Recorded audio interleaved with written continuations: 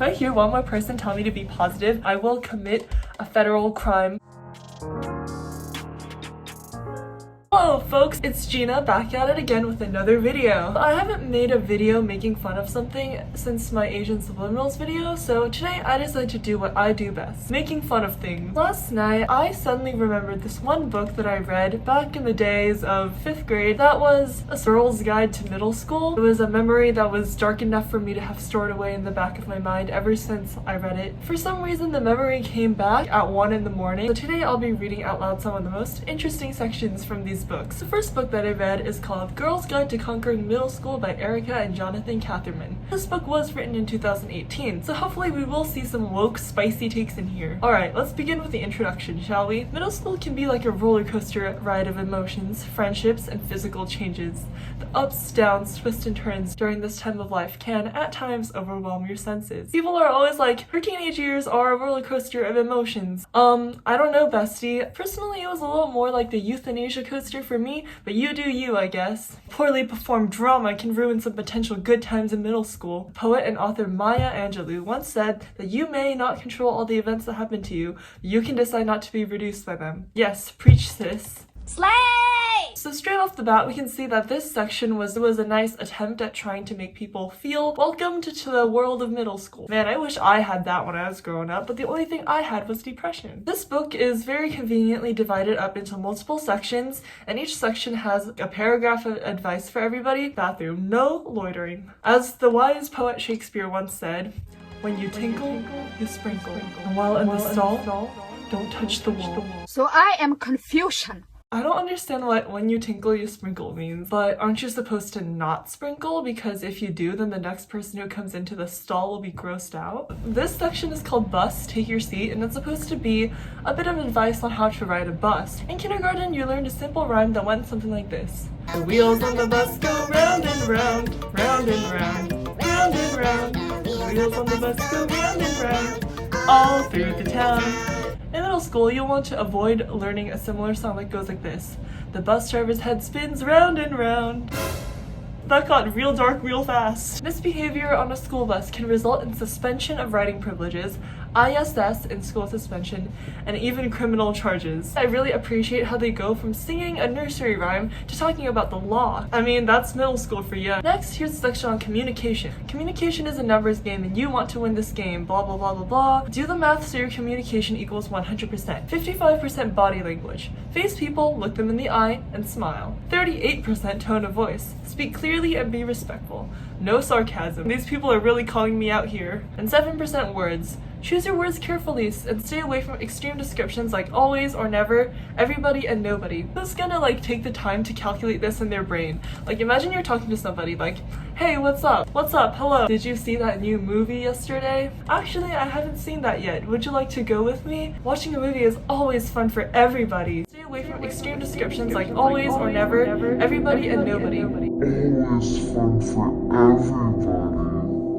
I gotta go right now. Next is called dances. Girls who take the dance lessons growing up usually have a pretty easy time making it look simple on the dance floor. Those of us not so talented might find dancing around others a challenge. If you go to a middle school dance, nobody actually dances. I'd say half the people just stand around on their phones and eat candy, and the other half T-pose in a circle on the dance floor while somebody does a Fortnite dance in the middle. Here's a section called dating. I'm not going to read all of this because I just don't have the time or energy for that, but it's so funny how all these books make a big deal out of middle school dating when in reality nobody actually does that in middle school. Because I think the thing about middle schoolers is that they're so excited to grow up, when in reality it's not fun. Once you get old and depressed like me, you're probably going to wish you had been more appreciative of your middle school days. I think every middle school couple looks like this. This is gold. This is absolutely gold. There's a section in this middle school guidance book about farting. As you know, girls pass gas just like boys do. Really? I hadn't noticed. There's no nice way to say it, so giving your backside outbursts.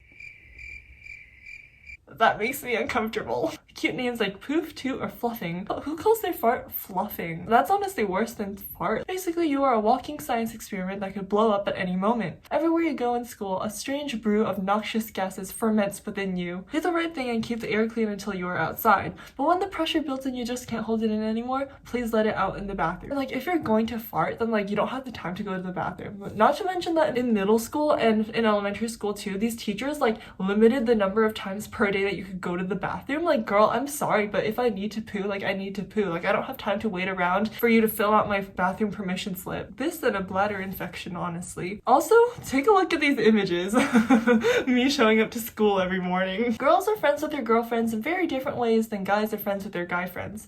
Girls create friend titles like besties and BFF while posting pictures of their hands held together in the shape of a shared heart. Most guys don't do that. Honestly, I don't get why these books like place such a big difference on like girls versus boys, because honestly, like everyone's just a person. Girls will text their bestie nonstop while sitting right next to each other. Yeah, most guys don't do that either. I am not only a snowflake, but I am the biggest snowflake. Actually, I'm not even a snowflake at all. I'm an entire snowman. That's how much of a snowflake I am. To me, it seems like people are being like, oh, teenage girls, haha, can't stay off their phone. Honey, I don't think you should generalize people like that. Just a suggestion. They don't share everything with their guy friends. Two guys can be both good friends and still not tell each other everything. This is honestly really confusing to me, because like apparently I found out that when boys have sleepovers, they don't sleep in the same bed. Like, are you really going to choose sleeping on the floor rather than sleeping next to your bros?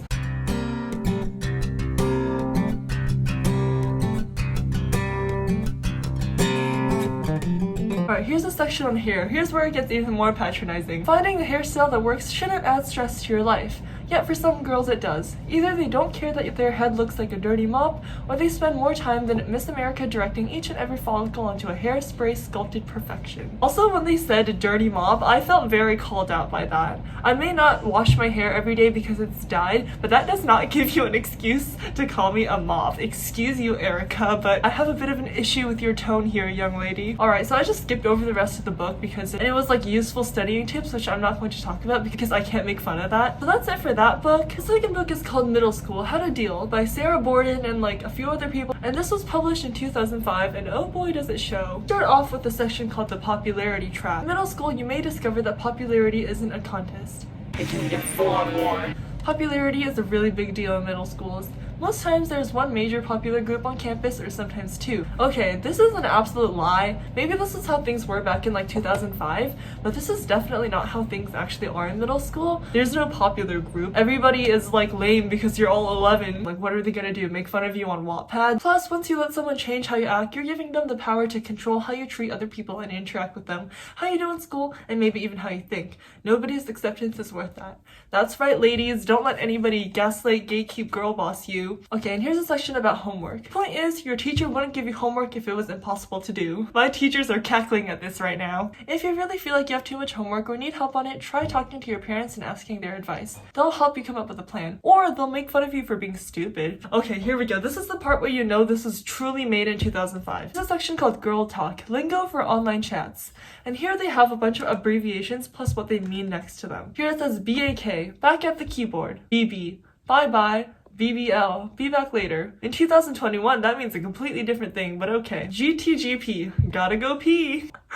Well, thanks for letting me know, bestie. Also, can we talk about these pictures for a second? I don't know what it is about all these like middle school books, but the drawings are absolute gold. Like this dude here, he low-key looks like Michael Cera. This dude looks like a mixture of like James Dean and Jace Wayland and a cylinder. This girl looks like an AirPod. I'm sorry to whoever drew this. Honestly, if I tried to draw, it would be so much worse. Please don't sue me. These two look like the twins from Alice in Wonderland. And then there's this girl like trying to pick over like this guy and his identical twin. That was it with the second book. And the final book we're going to read is called The Care and Keeping of You by American Girl. Every time I think of American Girl, the only thing that I think of is that one vine that's like, I think I know more about American Girl than you do, genius. And it makes me cackle. We got all my annotations, and let's dive into the final segment of this video. All these changes are caused by hormones, chemicals in your body produced to change you from a young girl to a woman. Well, that's absolutely terrifying. Growing up is not fun. The older you get, the more depressed you are. If there was like a diagram with like the x-axis and the y-axis, like This is age, and this is depression level, and it's like a straight line up. Here's a section that says you shouldn't compare yourself. A girl's body changes to a woman's body gradually, not overnight. Each girl develops at her own rate. There are no prizes for being the first or last girl to lose all her baby teeth or to wear a bra. And I don't understand the hype around wearing a bra. It's not fun, it's not comfortable, it just makes you feel like you can't breathe. What's on the inside? The most attractive girl in the room isn't the girl with the thinnest waist or the fairest face. It's the girl who brims with self-confidence. She's the one who stands head and shoulders above the crowd. That girl can be you. It all starts with a Positive attitude. If I hear one more person tell me to be positive, I will commit a federal crime that will land me in prison for life without the possibility of parole. Here they give us a tutorial about how to brush your teeth. I too stare hauntingly into the camera every time I brush my teeth. Also, can we talk about how this book cover is like low-key racist? Because like, here's a section about braces. Perhaps you're braced for taunts of hey metal mouth, or woo woo train tracks. Metal Mouth would be a really good name for a metal band. Also, when I read this book when I was younger, I was like really scared because I thought people would actually judge me for having braces, but like no one actually cares. Here's a section where like apparently people email American Girl about their issues and they give them advice. Here this one girl said, "Some of the boys in my class make fun of me because my chest is practically flat. They're always making up poems and songs about me." Huh? Like that's a little sussy baka right there. Commenting on someone else's body in general is nasty. Alright, here's a section about eating a balanced diet. Make sure your meals and snacks are a mix of many different kinds of foods. No girl can live on candy bars or carrot sticks alone. Is that a challenge I see? I'm here for a fun time, not a long time. So I will be ignoring this section, thank you very much. And then here's another section called Body Talk. It's more people talking about how depressed they are. People say I'm thin, but I think I need to lose about 15 pounds. I'm 11 years old and weigh 90 pounds. Don't I need to lose some weight? And this is so depressing, because these are literal children. Like the people this book is meant for are like 9 to 11. Like those are children. They're like this tall, they're children, and already they're being affected by like these beauty standards that tell them that they're fat if they exceed like 2 pounds. And this is like really upsetting to read. I know this is supposed to be comforting, but this honestly makes me very upset. It makes me lose a lot of hope for humanity. Why are children already like being affected by diet culture? Here's the part about shaving your legs. Most girls shave only the hair on their shins and calves. The hair above the knees is usually so fine that it's not necessary to remove it. Well, that's an absolute lie. My panda legs highly disagree with that statement. To this day, I have not once shaved my legs, and I don't plan on starting now. And honestly, like, this kind of freaks me out. I think the thing about a lot of these books is that they try to give you advice, but the amount of advice they give you, like, honestly, is so overwhelming that it makes me terrified. I was like, oh my god, like, what if I die? Like, what if I don't eat precisely 37 grams of carrots per day and I have a heart attack and I die? Here's another section about being insecure and stuff. I am 11 years old and I still sleep with a blankie. I know a lot of girls do, but definitely not as old as me. Every time I go to a friend's to sleep over, she says stuff like, "Did you bring your security blanket?" and then laughs her head off. I mean, the girl making fun of you is the same girl who's wearing the Chuck E. Cheese representative colors, so I think there's a bigger issue here than someone else having a blankie. I still have like stuffed animals on my bed and I'm 16. Like, girl, you're fine. There's nothing wrong with being a little bit of a coward, because I am a lot of a coward. That's it. Those are the 3 books that I read. I wasted a lot of my time. Hope that was fun. It definitely wasn't for me. I'm having a lot of flashbacks to the days of middle school. Anyway, yes, I hope that was enjoyable. If you enjoyed that, then remember to hit like and subscribe and comment if you're feeling nice enough, and maybe share with somebody who wants to relish in the same pain that me and you experienced by reading these. Hopefully I will see you again on this channel. Thank you again for watching. Bye!